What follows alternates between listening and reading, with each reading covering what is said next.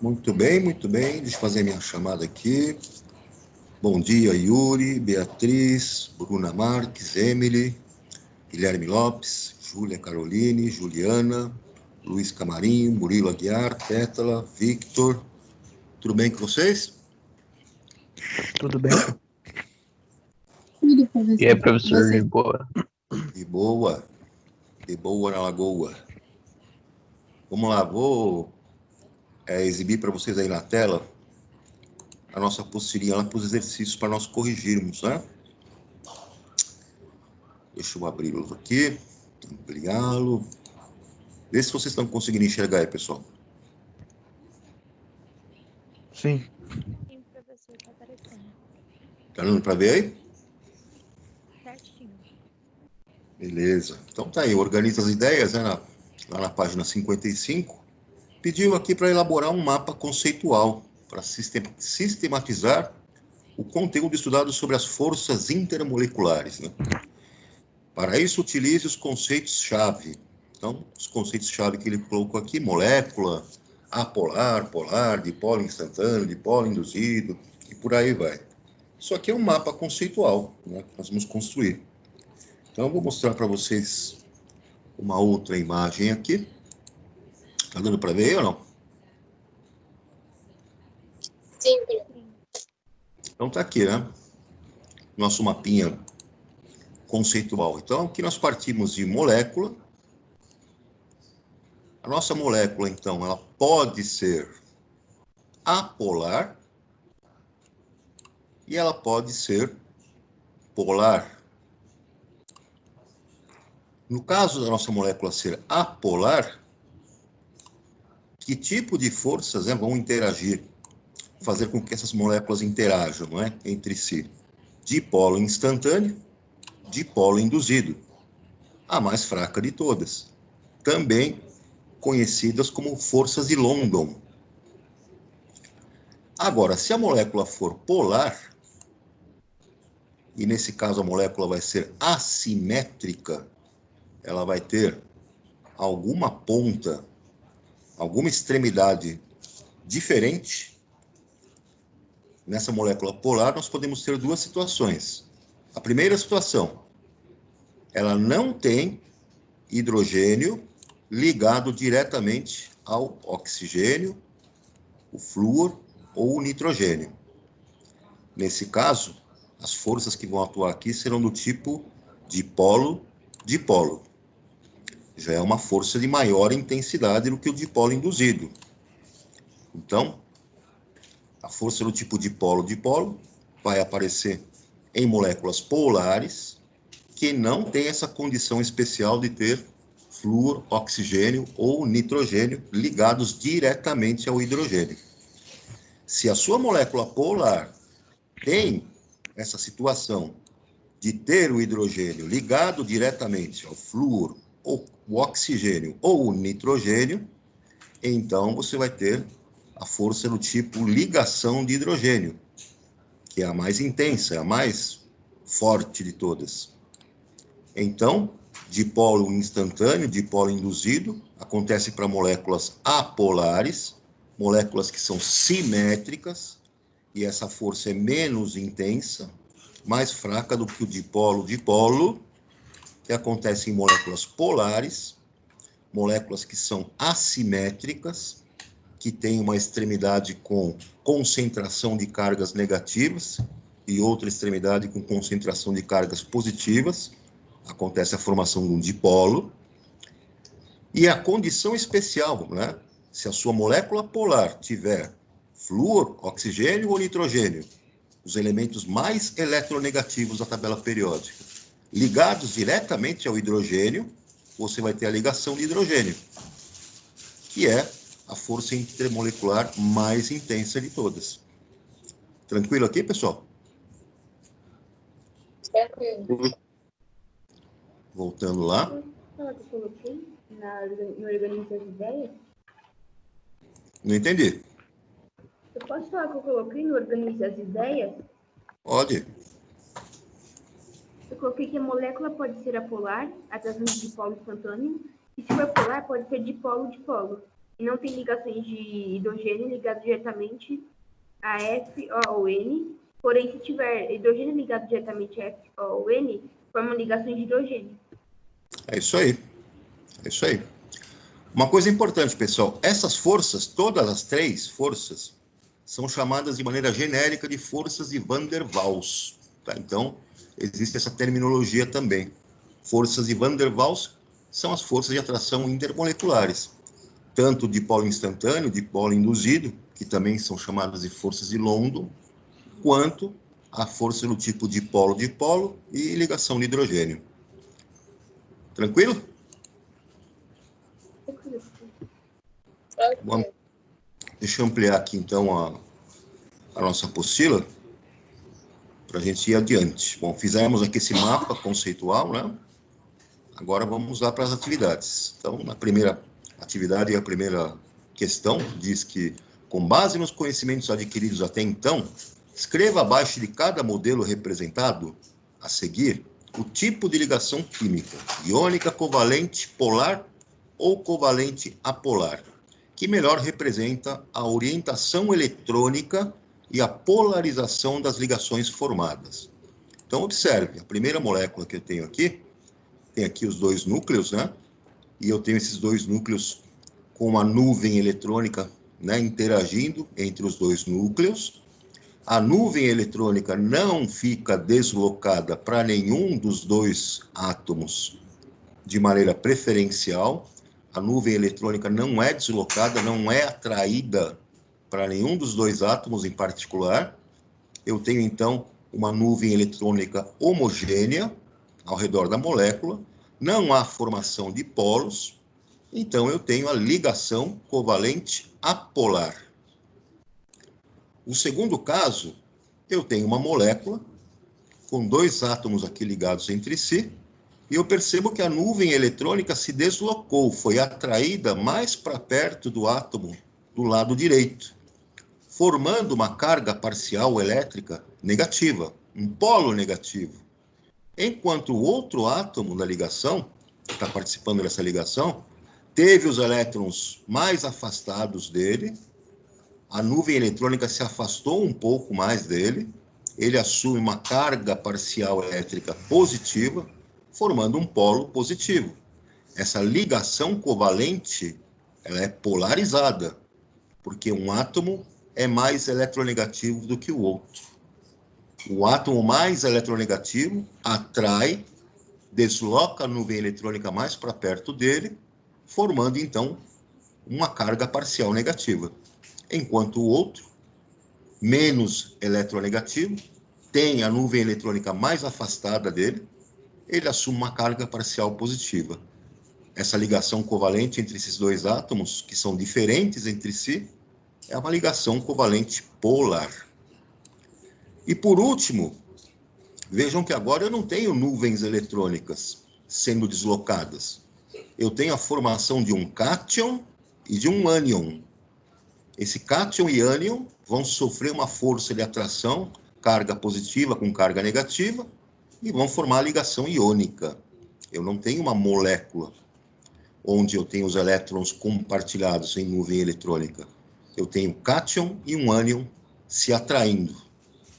Quando eles se atraem, se juntam, formam aquele aglomerado de cátions e ânions numa estrutura organizada chamada de retículo cristalino iônico.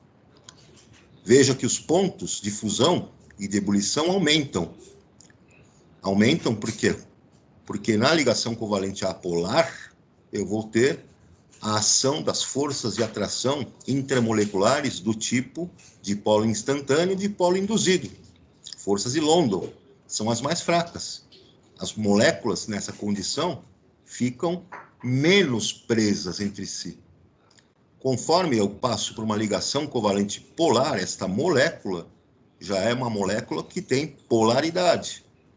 E ela, então, pode experimentar as forças de atração do tipo dipolo-dipolo, mais fortes, e até mesmo ligação de hidrogênio, mais intensa ainda. Ponto de ebulição e de fusão aumentam. É mais difícil de separar essas moléculas. E na ligação iônica, então, essa força de atração é muito mais intensa. do que as forças de atração intermoleculares. A força da ligação iônica é de uma ligação química. Então, os pontos de fusão e de ebulição vão ser mais altos ainda. Tudo bem, pessoal? Professor. Beleza. Relacione a segunda coluna com a primeira, no exercício 2. NH3, molécula de amônia. NH3, nós já sabemos que o nitrogênio, né, faz 3 ligações, tem 5 elétrons de valência. Ele vai ter um par de elétrons isolado, livre, não ligante. Esse par de elétrons isolado vai fazer com que a geometria seja piramidal. CO2, nós vimos que o carbono faz 4 ligações, uma dupla com um oxigênio, outra dupla com outro oxigênio, não tem par de elétrons não ligantes sobrando, ele usou todos os elétrons na ligação, então a geometria vai ser linear. O hexafluoreto de enxofre, ele tem 6 átomos de flúor ligados ao enxofre. Então, nesse caso, ele vai assumir uma geometria octaédrica. Essa geometria octaédrica, então, vai formar como se tivesse uma pirâmide de base quadrada em cima e uma pirâmide de base quadrada embaixo. CH4, metano, o carbono faz as suas 4 ligações com o hidrogênio, não fica nenhum par de elétrons não ligantes sobrando, então a única geometria possível aqui é tetraédrica.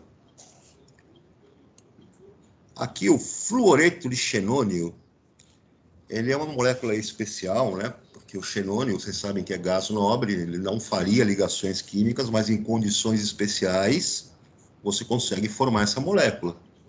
E nesse caso o xenônio já tem 8 elétrons de valência. No entanto, ele pode compartilhar dos 8 que ele tem, 4 elétrons com 4 átomos de flúor. E outros 4 elétrons vão ficar sobrando, vão ficar como não ligantes. Esses pares de elétrons não ligantes, para poderem ganhar o máximo de afastamento possível entre eles, vão configurar a molécula numa geometria quadrado planar. Vai formar um quadrado com o xenônio no centro e os 4 átomos de flúor ocupando os vértices, né, desse quadrado. Professor, aí tem que ver a quantidade de elétrons que tem, né? Para poder ligar. Exatamente. O hidreto de boro, BH3, então, veja só, o boro tem 3 elétrons de valência. Ele usa os 3 elétrons dele para fazer as ligações com o hidrogênio e ele fica sem nenhum par de elétrons não ligante, isolado. Nesse caso, a geometria vai ser trigonal plana. Vai formar um triângulo equilátero e nos vértices desse triângulo equilátero, o átomo de bromo fica no centro e os hidrogênios vão ocupar os vértices do triângulo, né? As pontas. Aqui o cloreto de fósforo, PCl5, então a geometria que vai se assumir aqui será a seguinte: o fósforo ele tem 5 elétrons de valência. Ele usa, né, ele faz 3 ligações para completar o octeto, e como ele tem ainda pares de elétrons sobrando, ele ainda consegue fazer ligações coordenadas com o cloro. Então ele forma aqui PCl5, não sobra nenhum par de elétrons não ligantes, e aí o que vai acontecer? Eu vou obter uma geometria aqui que nós chamamos de bipiramidal, bipiramidal trigonal. É como se em cima eu tivesse um tetraedro e na parte de baixo outro tetraedro. Sim, o mesmo exemplo na página 46, né, professor? Igualzinho. Isso, ele mostra lá. E a água, né, H2O, a gente já sabe que o oxigênio faz 2 ligações, ele tem 6 elétrons. Fazendo as 2 ligações, elétrons não ligantes, isolados. Esses 2 pares de elétrons, então, isolados, configuram a geometria angular para a nossa molécula de água. Beleza, gente? Beleza, professor. Aqui no exercício 3, ele está falando aí da poluição atmosférica, né? Então, ele diz aí que a poluição atmosférica pode ser definida como a emissão de resíduos sólidos, líquidos ou gasosos em quantidade superior à capacidade do meio ambiente de absorvê-los. Nas áreas metropolitanas das grandes cidades, a atividade industrial e os meios de transporte ocupam um lugar de destaque na liberação dessas substâncias nocivas. Os veículos automotivos lançam na atmosfera, além de fumaça, várias substâncias químicas de grande toxicidade, como monóxido de carbono, CO, dióxido de carbono, CO2, óxidos de nitrogênio, NOx, pode ser o NO ou o NO2, dióxido de enxofre, SO2, derivados de hidrocarbonetos, HC, entre outros. O oxigênio presente na atmosfera em contato com o dióxido de enxofre, por exemplo, produz o trióxido de enxofre, SO3. Esse, ao reagir com a água da chuva, aumenta sua acidez. Nesse caso, tem-se o que nós conhecemos como chuva ácida, né? Então, a primeira equação da primeira reação, o dióxido de enxofre, que sai lá do escapamento dos carros, vai ser oxidado aqui, né, com o oxigênio para formar o SO3, o trióxido de enxofre. Esse trióxido de enxofre se combina com a água da chuva e vai formar o ácido sulfúrico, que é um dos componentes aí que aumentam a acidez dessa chuva. Aí ele diz aqui, de acordo com a teoria da repulsão dos pares eletrônicos, VSEPR, que é esse termo em inglês, né? Os pares de elétrons dispostos ao redor do núcleo do átomo central orientam a geometria da molécula. Porém, esta é determinada pela posição relativa dos núcleos dos átomos presentes. Com essas informações, determine a geometria molecular das substâncias que contribuem para a formação da chuva ácida. Justifique a sua resposta. Bom, nós vimos aqui, pessoal, que quem contribui para a formação da chuva ácida é o SO2 e o SO3. O SO2, eu tenho uma molécula que tem um átomo de enxofre e 2 átomos de oxigênio. O enxofre tem 6 elétrons de valência. Ele faz uma dupla ligação com um oxigênio, completa o seu octeto, e ele fica com 2 pares de elétrons sobrando, isolados, que ele pode, então, fazer outra ligação coordenada com outro átomo de oxigênio, formando, então, a molécula SO2. Então, no SO2, eu tenho um par de elétrons que ficou sobrando ainda no átomo de enxofre. Isso vai gerar a geometria angular. Já no SO3, né, o dióxido de enxofre, eu tenho o trióxido de enxofre. O enxofre usa o último par de elétrons não ligantes que ele tinha para ligar com outro oxigênio numa ligação coordenada. E aí ele fica sem nenhum par de elétrons não ligantes, ele usou todos. Então a geometria vai ficar trigonal plana. Tudo bem, turma? SO2, geometria angular. SO3, geometria trigonal plana. Até mostrou, né, lá em cima, eu vou voltar lá, lá nas ligações químicas, né? Deixa eu achar aqui. O SO2 e o SO3. O SO3 é trigonal plana e o SO2 é o quê, por favor? SO2 angular, SO3 trigonal plana. Você não poderia fazer explicação de novo, por favor? Espera um pouquinho que eu vou... Né? Uma é polar, outra é polar. Espera só um pouquinho. Deixa eu chegar lá. Opa. Tá aqui. Estão vendo o SO2 aí, pessoal? Sim. Olha o SO2 aqui. O SO2, então, ó, o enxofre fez uma dupla ligação com o oxigênio e o enxofre ainda tem 2 pares de elétrons, né? Um dos pares de elétrons, ele pode fazer uma ligação coordenada com outro oxigênio. E tá vendo esse par de elétrons aqui que está sobrando? Não ligante, isolado? Esse par de elétrons isolado, então, vai originar a geometria angular para o SO2. Agora, para o SO3, ele está aqui, ó. Olha o SO3 aqui. O SO3, o enxofre, usou todos os seus elétrons em ligações. Ficou sem nenhum par de elétrons não ligante. Ele fez uma dupla ligação com um oxigênio, depois fez uma ligação coordenada com outro oxigênio e outra ligação coordenada com mais um oxigênio. Não ficou nenhum par de elétrons não ligante no átomo central, a geometria é trigonal plana.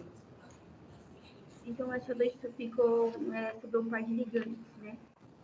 Por causa dos pares de elétrons não ligantes. Se tiver par de elétrons não ligantes, a geometria vai ser, né, angular. Se tiver par de elétrons, se ele usar todos os elétrons, né, nas ligações e não sobrar nenhum par de elétrons não ligantes, aí a geometria vai ficar trigonal plana.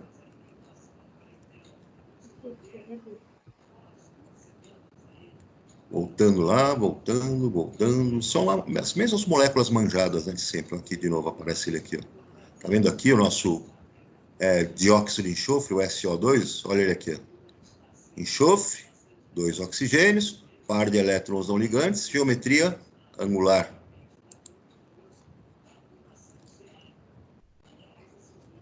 Vamos descer. Voltando.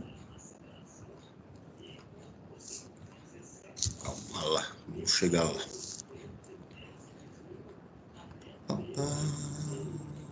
Tá aí.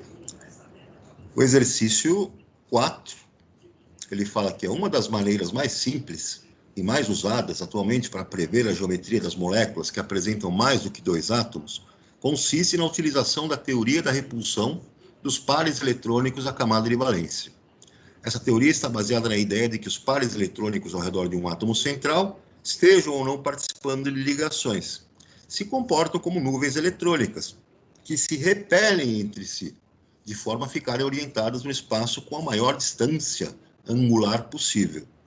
Baseado nas informações contidas no texto acima, escreva a fórmula de Lewis e determine a geometria das seguintes moléculas. A fórmula de Lewis é aquela que você escreve os elétrons, né, ao redor do átomo, formando as ligações. Para NH3, nós sabemos que essa geometria dele aqui é piramidal, porque o nitrogênio, com 5 elétrons de valência, vai fazer 3 ligações com cada um dos hidrogênios, vai sobrar um par de elétrons não ligante, isolado. Isso vai fazer, então, com que a geometria fique piramidal. CH4, nós já vimos também, né, que o carbono faz 4 ligações, usa todos os seus elétrons nas ligações, não sobra nenhum par de elétrons não ligante, ele vai assumir geometria tetraédrica. O hidreto de berílio, o berílio tem 2 elétrons, faz 2 ligações, uma com cada hidrogênio, não fica com nenhum par de elétrons não ligantes, usou todos os elétrons dele, portanto, a geometria vai ser linear. Tudo bem, pessoal? O primeiro angular, o último é linear e o do meio é o quê, professor?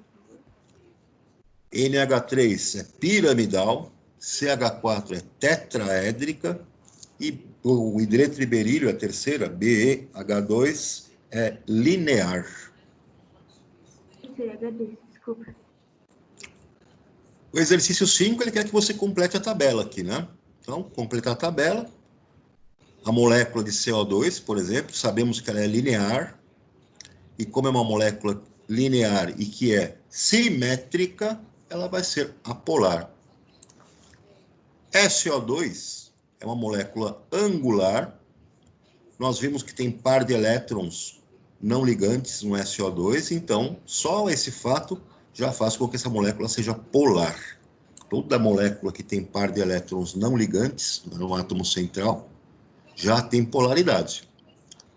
No SO3, eu tenho uma geometria trigonal plana, a molécula é simétrica, cada ponta desse triângulo formado, né, são de átomos de oxigênio iguais entre si, molécula simétrica, molécula vai ser apolar. NH3, sabemos que a geometria é piramidal, tem um par de elétrons não ligantes no nitrogênio, e isso vai ocasionar o quê? Polaridade, a molécula é polar. CH4, eu tenho a geometria tetraédrica, essa molécula é simétrica, os 4 hidrogênios nos vértices do tetraedro são iguais entre si, as 4 pontas são iguais, ela é simétrica, portanto, apolar. O2, a geometria é linear, um oxigênio ligado ao outro, a molécula é simétrica, as 2 pontas são iguais, portanto, apolar. Hexafluoreto de enxofre, a geometria é octaédrica, aquela pirâmide de base quadrada em cima, uma pirâmide de base quadrada embaixo, o enxofre no centro. As pontas são todas iguais, ela é simétrica, todas as pontas, né, os vértices são flúor, portanto a molécula é apolar. Fluoreto de boro, BF3, o boro tem 3 elétrons, faz 3 ligações, não tem nenhum par de elétrons não ligantes nele. A geometria vai ser trigonal plana, um triângulo equilátero, né? Cada vértice dele é um átomo de flúor, os 3 são iguais entre si, a molécula é simétrica, portanto, apolar. Sulfeto de hidrogênio, H2S, o enxofre, então, faz 2 ligações com cada um dos hidrogênios, fica com 2 pares de elétrons não ligantes, isso faz com que a geometria seja angular. E se ele tem par de elétrons não ligantes, a molécula vai ser polar. Hidreto de berílio, né? BH2, geometria linear. O berílio fica no centro, cada hidrogênio em uma ponta. Geometria linear, molécula simétrica, portanto, apolar. A água, nós sabemos que tem geometria angular, que o oxigênio tem 2 pares de elétrons não ligantes, então essa molécula vai ser polar. Tetracloreto de carbono, CCl4, geometria tetraédrica, e as pontas, os vértices desse tetraedro serão iguais, né, entre si. Molécula simétrica, portanto, apolar. Cianeto de hidrogênio, eu tenho o carbono fazendo uma tripla ligação com o nitrogênio e uma ligação simples com o hidrogênio. Não fica nenhum par de elétrons sobrando lá no carbono, a geometria vai ser linear. Mas vejam que uma ponta é nitrogênio, outra ponta é hidrogênio. Átomos diferentes, pontas diferentes, molécula assimétrica, portanto, polar. Cloreto de fósforo, né? PCl3, fósforo tem 5 elétrons de valência, faz 3 ligações e fica com um par de elétrons não ligantes, sobrando. A geometria vai ser piramidal. E só o fato de ter par de elétrons não ligantes vai fazer com que a molécula seja polar. N2, gás nitrogênio, um nitrogênio ligado ao outro, numa ligação tripla, a geometria é linear, as pontas são iguais, a molécula é simétrica, portanto, a molécula é apolar. Hidreto de fósforo, PH3, o fósforo faz 3 ligações, ele tem 5 elétrons de valência, sobra um par de elétrons não ligante, a geometria é piramidal, portanto, a molécula será polar. O que nós concluímos com isso tudo? Sempre que a molécula for de geometria piramidal, ela vai ser polar. E sempre que ela tiver geometria angular, ela também vai ser polar. E a molécula vai ter geometria angular ou piramidal sempre que ela tiver par de elétrons não ligante. Tudo bem, pessoal? Tudo, professor.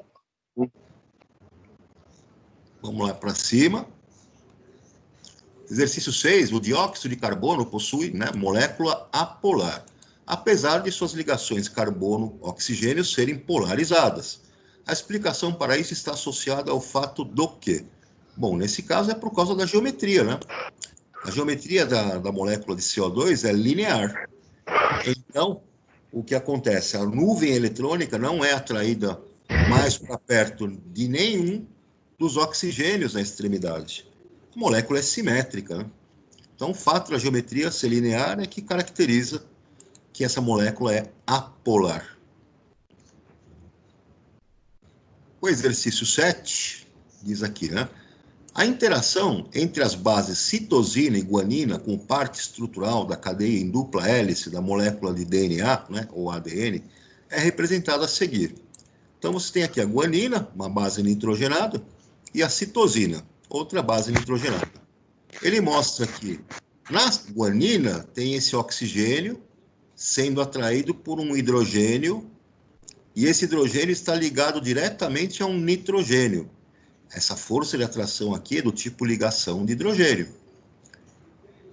Aqui na guanina ainda eu tenho este nitrogênio ligado diretamente ao hidrogênio e uma força de atração com o nitrogênio da citosina. De novo, eu tenho uma interação do tipo ligação de hidrogênio. E aqui na guanina eu tenho nitrogênio ligado diretamente ao hidrogênio e a força de atração pelo oxigênio da molécula de citosina.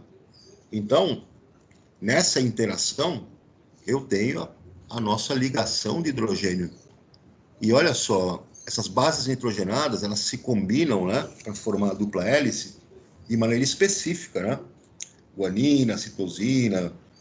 E essa combinação específica aparece justamente por causa da ligação de hidrogênio, que vai aparecer fazendo com que elas interajam entre si, né?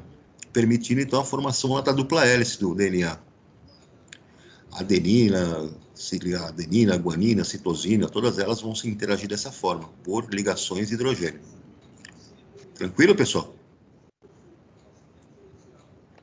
Tranquilo. Tranquilo.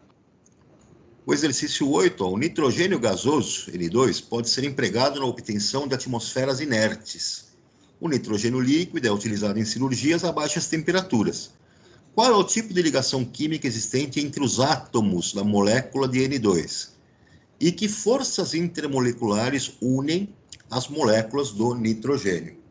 O nitrogênio, ele tem 5 elétrons de valência, precisa fazer 3 ligações para completar o octeto. Quando um nitrogênio se liga ao outro, eles fazem uma ligação tripla, ligação covalente, né? Ligação covalente tripla. Essa ligação covalente tripla entre os dois átomos de nitrogênio, ela é apolar. Por quê? Um nitrogênio tem a mesma eletronegatividade do outro. Os átomos são iguais. Então, os elétrons não são puxados mais para perto de nenhum dos dois. A ligação é covalente apolar. A molécula de nitrogênio, N ligado a N, é uma molécula simétrica. Se ela é simétrica, não há formação de polos, a molécula vai ser apolar. Tipo de força intermolecular vai ser do tipo dipolo instantâneo e dipolo induzido, que mesmo assim é uma força do tipo Van der Waals. Qualquer força intermolecular é chamada também de forças de Van der Waals. Então, a alternativa A que está correta, né? Tipo de ligação química, covalente apolar.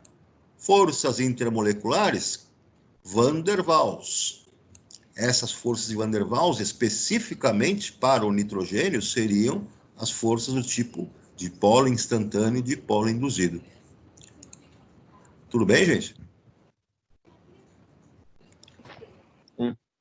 Tranquilo? Tranquilo. Bom, aqui tem um texto, né? E tem umas perguntinhas que ele fez aqui a respeito desse texto. Então, vamos ver o que ele diz aqui, né? Descoberta pode levar a desenvolvimento de tecido que nunca mancha. Pesquisadores da Universidade de Michigan desenvolveram um revestimento que repele uma ampla variedade de líquidos que vão do café ao ácido sulfúrico, fazendo-o saltar para fora da superfície tratada. Composta por pelo menos 95% de ar, a cobertura foi desenvolvida em nanoescala. 1 nanômetro é 1 bilionésimo de metro. De acordo com cientistas, gotículas de soluções que normalmente danificariam uma camisa, ou até mesmo machucariam a pele, são repelidas quando tocam a superfície. Praticamente qualquer líquido que você jogue no revestimento salta direto para fora sem se molhar, explicou o professor Enish Tuteja, o autor do artigo. Além de ser super resistente às manchas, o revestimento pode ter diversas aplicações, como, por exemplo, tornando roupas impermeáveis para proteger soldados ou cientistas que lidam com produtos químicos. A descoberta também faz implicações para a fabricação de avançadas tintas à prova de água, visando reduzir os danos que a umidade provoca na estrutura de navios, por exemplo. Aí tem uma parte aqui que ele mostra aqui, né, a figurinha, revestimento resistente a café e ácido sulfúrico, né? Então ele coloca aqui no tecido pinga aqui a substância, que pode ser o café ou o ácido sulfúrico, e veja então que o líquido, né, é repelido. O líquido não encharca esse tecido. Ele grifou essa parte do texto aqui. O revestimento é uma mistura de partículas plásticas de um tipo específico de borracha e cubos resistente a líquido, desenvolvido em nanoescala pela Força Aérea, contendo carbono, flúor, silício e oxigênio. De acordo com o estudo, o revestimento abraça os poros da superfície em que é aplicado e cria uma teia mais fina com esses poros. Isso significa que entre 95% e 99% do revestimento é, na verdade, formado por bolsas de ar, de modo que qualquer líquido que entre em contato com o revestimento praticamente nem está tocando uma superfície sólida, diz o estudo. Então está aqui uma imagem nas plaquinhas de Petri do tecido que eles desenvolveram. Então, normalmente, quando os dois materiais se aproximam, eles transferem uma pequena carga positiva ou negativa sobre o outro. E logo que o líquido entra em contato com a superfície sólida, ele começa a espalhar-se. Explica Tuteja. O que nós fizemos foi reduzir drasticamente a interação entre a superfície e a gota. Com quase nenhum incentivo para a propagação, as gotículas permanecem intactas, interagindo apenas com suas próprias moléculas, mantendo uma forma esférica e literalmente quicando no revestimento.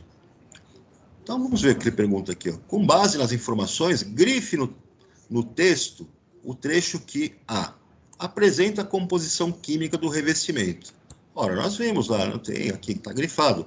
Então ele tem aqui carbono, flúor, silício e oxigênio, né, tudo em escala nanométrica, né, em nanoescala. E aí no item B, a evidência que o fenômeno descrito está relacionado com as interações intermoleculares. Ora, se as moléculas de água, né, são repelidas pelo tecido, significa, então, que as moléculas de água vão continuar, né, agregadas, formando as gotículas, umas presas às outras. Essas forças que agem prendendo uma molécula de água na outra são interações, né, intermoleculares, entre moléculas. Então, a evidência que está aqui, né, bem no final do texto. Tudo bem, pessoal?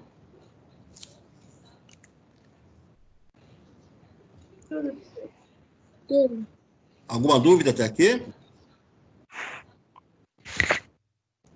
Nenhum. Não? Bom, vocês têm o caderno de atividades de vocês, né? Deixa eu pegá-lo aqui. Está aqui, livro de atividades do aluno. Deixa eu abrir. Deixa eu ver se eu peguei o volume certo. Não peguei o volume 1, mas é o volume 2. Tá lá, livro de atividades, tá, volume 2. Livro do aluno. Acho que não é esse aqui, não. Deve ser. Esse aqui vai ser a apostila. Eu quero o caderno de atividades do aluno. Era só um pouquinho.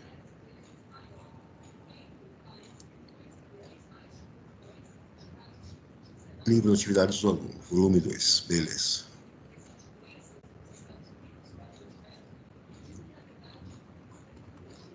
Descer aqui. Deixar aqui não. Que nos interessa. Pessoal, lá no livro de atividades, vocês vão fazer esses exercícios aqui, tá? Deixa eu achar. Deixa eu achar a página aqui. Estabilidade das moléculas. Aqui.